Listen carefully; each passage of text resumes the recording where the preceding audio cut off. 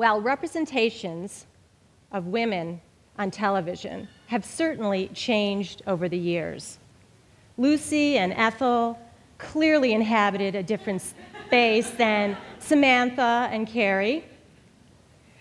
And young girls have certainly changed over time, from cute and perky Gidget and her friends to the sultry teenage sleuths of Pretty Little Liars. A far cry from when I was growing up in the early 70s. This is what teenage girls looked like then. The Brady sisters. Yeah. So pop culture narratives about women and girls are powerful and pervasive. And I don't think anybody would argue that media plays a key role in delivering narratives about girls and women. What's often debated is to what extent those narratives truly influence girls and women and how detrimental they may or may not be to their development. Today, girls have an unprecedented access to a multitude of media platforms, from websites, fan fiction, blogs, YouTube, Instagram. They literally can create and invent their own narratives. But does this access to these tools signal a change in the way that women and girls are framed in popular media content? Or are we just seeing more of the same? Are we just continually perpetuating sexist stereotype narratives that have informed female identity development since the early days of television? Now, I work in academia, so I feel compelled to share a little data with you, just a little. These statistics probably will not shock you, and they come from the Women's Media Center, who just recently published a report on the status of women in media. Women 40 years and older comprise only 11% of the characters you see on television, compared to their 40-year-old male counterparts at 23%. You are most likely to see a woman on television in a reality show, followed by a drama and then a sitcom. Probably shocking, right? I know. 2012 USC report came out where they explored popular media with youth and discovered a huge gender imbalance in terms of speaking roles, and concluded that women are basically absent. They are sidelined, stereotyped, and sexualized. But when they are on camera, it's as decoration, and they rarely engage in meaningful employment and are very unlikely to be portrayed in a leadership role of any kind. Additionally, psychologists from Knox College last year conducted a study with girls ranging in the ages of 6 to 9 years of age. Girls as young as 6 are already starting to see themselves as sexual objects. When the girls were shown 2 dolls, one dressed in sexy attire, the other one in more trendy, loose-fitting, modest attire, the majority of the girls wanted to look like the sexy doll. The researchers concluded that the girls equated sexy with popular.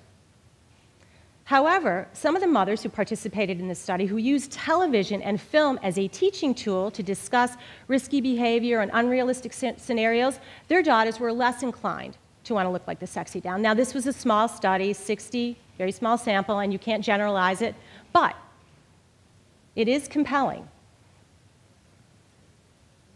because we have to understand that sexist and misogynist representations and narratives of women and girls in media are merely reflective of larger cultural values that are inflected with patriarchy.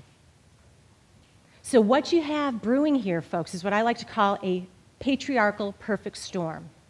You've got young girls who want to look older and sexy. The minute they become women, they become concerned with looking older. You know, those pesky first signs of aging in your late 20s? The mere thing that you wanted to achieve once you do becomes devalued. Thus begins this futile ritual of trying to avoid the inevitable, aging. But these patriarchal myths equate power and empowerment with sexy, youthful beauty. But they're social constructions manufactured by a team of experts with very intentional agendas. Because they are constructions, they can be deconstructed, they can be unpacked, they can be reconstructed, reimagined, and reinvented. But try telling that to a 13-year-old girl. Now you say, so why does this matter to me? Well, I've been a feminist my whole life, but it was the birth of my daughter 13 years ago that changed everything for me, particularly the way I thought of feminism and what role feminism would play in her life and what role I would play in ensuring that it did indeed play a role in her life. Now, you know, it's great when you remember your little girl when she was a baby, remember? And you had total control over the clothes she wore, the media she consumed, the books that were read to her, the music she was forced to listen to, snuggled so sweetly in her little car seat. Remember those days? Well, little babies grow up to become 13-year-old girls with their own sense of style, their own ideas about what constitutes good books, good music, and certainly the media they want to consume. And after all, what do you know about books or music or clothes? What do you know about anything? You're old. When you ask her, why is a 17-year-old teenage girl character on Pretty Little Liars sleeping with her 20-something teacher, and you tell her, by the way, that's against the law, and in the real world, if that dude was caught, he'd be wearing an orange jumpsuit, is met with intense eye rolling. So you say, okay, maybe I won't be able to dismantle this behemoth media empire, but perhaps I can stir things up a bit. Better yet, stir things up for my daughter. Plant little stir-up seeds in her head and see what happens. This was the inspiration for Boot, Beauty on Our Terms. Boot is a space, and it's an evolving project that a group of mothers and daughters invented right here in Buffalo.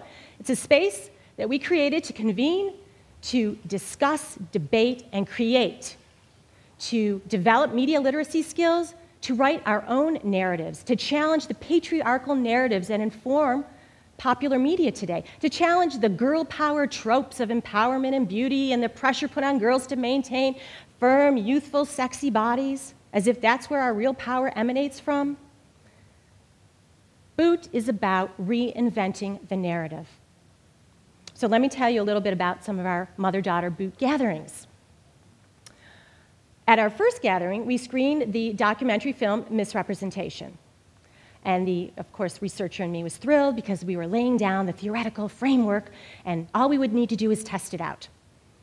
So it was just decided for the next session, the daughters would select a television show, one of their favorite shows, to screen and discuss based on what we learned from our first session. The girls started brainstorming immediately. They were very excited. I was very excited. They continued to communicate once we dispersed, kicking and texting each other. I said, wow, this could really work. This could be great. Okay, fast forward to our session. They selected an episode of Pretty Little Liars, an episode about body image. One of the key characters, Hannah, apparently used to have a weight problem, as we're shown through a series of flashbacks, where she expectedly is teased and taunted. But once she transforms into her current thin self, it's all good. She becomes one of the popular girls. Now, I had not screened an entire episode of Pretty Little Liars with my daughter, nor had any of the other mothers prior to this, and I have to say, I was speechless. Not so much by the content, because of the content of the episode, more so by our daughters' reactions to it. The mothers posed questions. What do you think about that? What do you think about girls like that? Why do they dress that way? Do you know girls like that? We're met with, that's the fashion. I don't see anything wrong with it. I like it. That's the way popular girls dress, Mom. Okay. Where was the critical media literacy piece we had discussed weeks earlier? Where was it? Why weren't they at the very least disturbed by what they saw? Well, it took me a couple days to process what had happened, and the mothers, we all spoke, and we came to some very key realizations.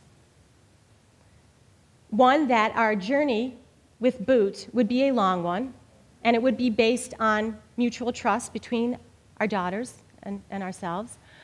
We as mothers would have to try to remember what it felt like to be a 13, 14, 15-year-old girl. And also to recognize that our daughters navigate a very, very different landscape than we did. And that landscape has become part of their common sense And the cold, hard truth, reinvention is hard work for mothers and daughters. But popular culture media serves as a space for social change. Popular media has always drawn from what was once considered taboo, risque, unthinkable, and brings it into the mainstream. Now, today, we have access to a plethora of media platforms. If you have the technical savvy and access, you can create your own narratives. You can become a YouTube star, totally bypassing the traditional network systems. So the potential for that invention is right there at our fingertips. And that very, very contested real estate is always up for grabs, but not without a plan. That's why we need media literacy, so we can understand the implicit and explicit power relations embedded in the patriarchal and sexist and misogynist narratives that permeate media today. Now, why does this matter? Well, you can't stop a 13-year-old girl from consuming sexist media. She'll find a way to do it. But you can encourage her to create her own narratives, invent her own narratives about life and things that resonate with her, that resemble her circumstances. Because real girl power